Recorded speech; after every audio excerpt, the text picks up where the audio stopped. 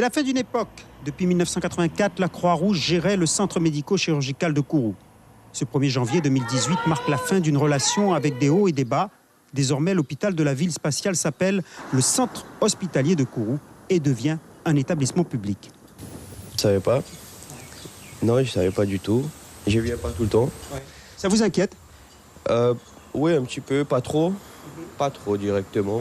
S'il a changé de statut et c'est en bien, c'est bon. J'avais entendu parler qu'il allait y avoir des changements, mais non, je ne sais pas. Je pense qu'on sera soigné de la même manière. Enfin, j'espère du moins. J'attends et je constate juste qu'il y a quelques soucis.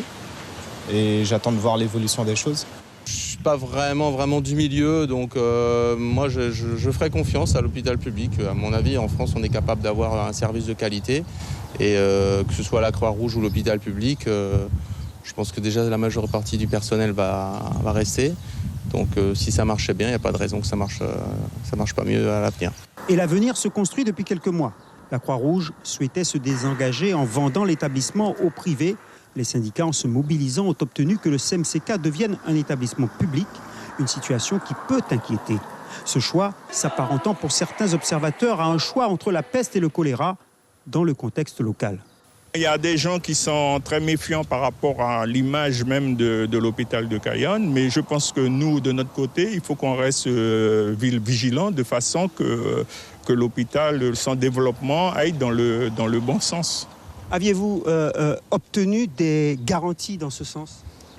Pour nous, oui, tout a été... de toute façon, on a négocié directement via l'ARS et directement avec le ministère. Pour le moment, on est dans une situation une situation transitoire. Elle consiste pour la direction à faire signer les nouveaux contrats avantageux pour certains et désavantageux pour d'autres, en particulier les médecins pour lesquels on craint de nombreux départs. La direction devrait faire le point d'ici la fin du mois. Pour l'heure, un certain flou plane sur la qualité du service fourni à l'avenir.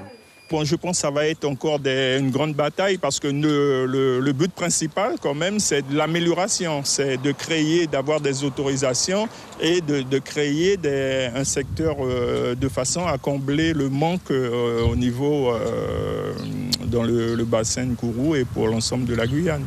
La direction de l'hôpital dispose de 3 mois, délai du préavis des médecins démissionnaires, afin de pallier les départs et ainsi conserver la qualité d'un établissement dont la réputation avait franchi nos frontières.